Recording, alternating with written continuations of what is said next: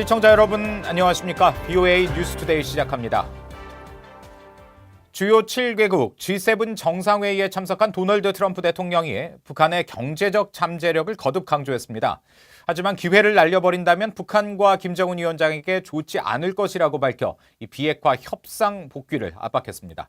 첫 소식은 조상진 기자가 준비했습니다. 프랑스 비아리츠에서 열린 주요 7개국 정상회의에서 도널드 트럼프 대통령은 에마뉘엘 마크롱 프랑스 대통령과의 공동 기자회견을 통해 북한 김정은 위원장을 다시 치켜세웠습니다. 북한과 김 위원장에게 엄청난 잠재력이 있다고 거듭 강조했습니다.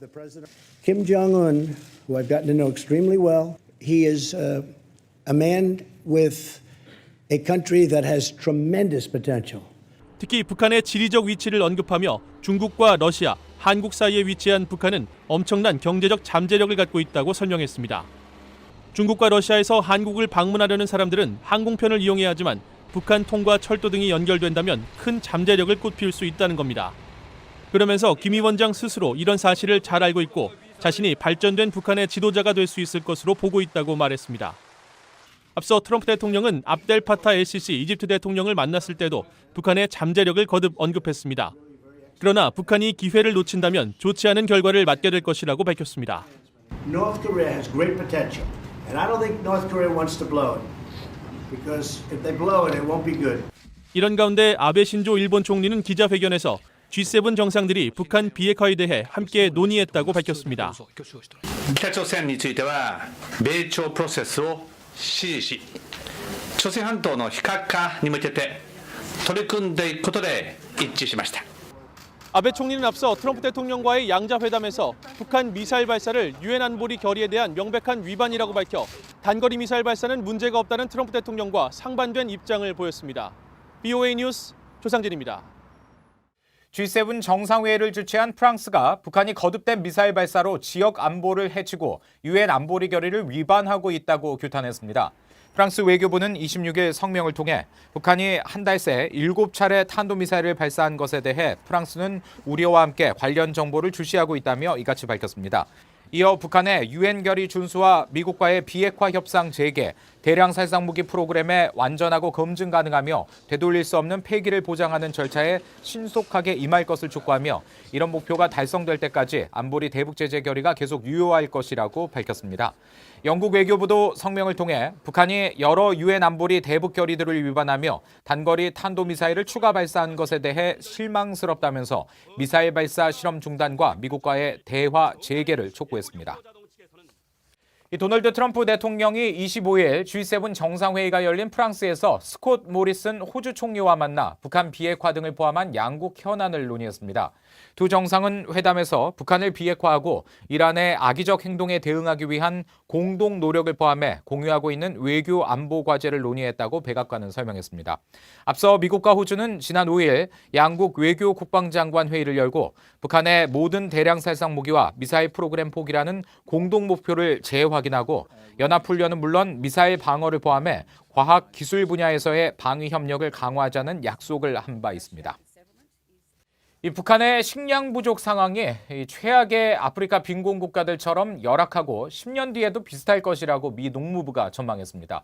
북한 정권이 국가 자원을 곡물 생산이 아니라 군사력 증강에 계속 집중하는 게 가장 큰 걸림돌이라고 전문가들은 지적했습니다. 김영권 기자의 보도입니다. 미국 농무부 경제연구소는 최근 발표한 연례 국제 식량안보 평가 보고서에서 현재는 물론 10년 뒤에도 북한의 식량 상황은 암울할 것으로 전망했습니다. 올해 북한 인구의 57.3%인 1,460만 명이 식량 부족을 겪을 것으로 추산하면서 10년 뒤인 2029년에도 41.6%인 1,110만 명이 식량 부족에 시달릴 것으로 전망한 겁니다. 또 1인당 하루 필요 열량 2,100칼로리에 414칼로리가 더 필요한 북한은 10년 뒤에도 356칼로리가 부족할 것으로 내다봤습니다. 이는 내전으로 국가 경제가 파탄난 예멘에 이어 아시아에서 두 번째로 열악한 곳으로 세계 최악의 빈곤 지역인 사하라 사막 이남 지역과 비슷한 수준입니다. 버짓 미트 미 농무부 경제연구소 국제담당 조정관은 BOA에 북한은 지난 5년간 국내 총생산 GDP가 마이너스 성장을 기록한 데 이어 앞으로도 10년간 1.1%의 성장이 예상돼 개선이 더딜 것으로 전망됐다고 말했습니다. 전문가들은 이런 북한의 만성적인 식량난에 북한 정권이 국가 자원의 우선순위를 식량 증산에 필요한 비료나 트랙터 등 물적 자원이 아니라 군사력에 계속 두는 게 가장 큰 걸림돌이라고 지적했습니다. Food production is an important goal for the North Korean government, but it's not enough of a priority that they could do better in terms of their own national investment. 또 김정은 정권 출범 이후 인센티브와 분조 개인에 대한 권한을 더 부여한 포전 담당 책임제를 추진했지만 공급의 우선순위를 군대 등 특수기관에 두기 때문에 농민들이 인센티브를 받기 힘든 구조란 지적입니다. 전문가들은 북한 정부가 곡물 수확에 필요한 물자 공급을 확대하고 분배 제도를 명확히 한다면 아시아 바다권 수준인 북한의 식량 부족 상황을 크게 개선할 수 있을 것이라고 강조했습니다. VOA 뉴스 김영권입니다. 북한 인권 상황의 심각성을 지적하는 목소리가 국제 인권 무대에서 지속적으로 제기되고 있습니다. 직접적인 피해자인 탈북민뿐만 아니라 북한에 억류됐던 외국인과 그 가족들도 북한 정권에 대한 비판에 가세하고 있습니다. 이현철 기자의 보도입니다. 태영호 전 영국 주재 북한 공사와 탈북민 출신 인권활동가인 박연미 씨가 다음 달 13일 타이완에서 열리는 오슬로 자유포럼 타이완에서 북한의 인권 실태를 고발합니다. 이 행사를 주최하는 미국 뉴욕에 본부를 둔 국제인권단체 인권재단은 태 전 공사와 박연미 씨가 포함된 초청 인사 명단을 공개했습니다. 그러면서 13살에 탈북한 박연미 씨가 독재 정권의 끔찍한 인권 유린을 알리기 위해 전 세계를 여행하고 있다고 소개했습니다. 지난 2016년 탈북한 태영호 전 공사 역시 최근 국제 무대에서 활발한 활동을 벌이고 있습니다. 태 전 공사는 지난 5월 말 노르웨이에서 열린 오슬로 자유포럼에 참석해 자유 때문에 북한을 탈출했다고 말했습니다.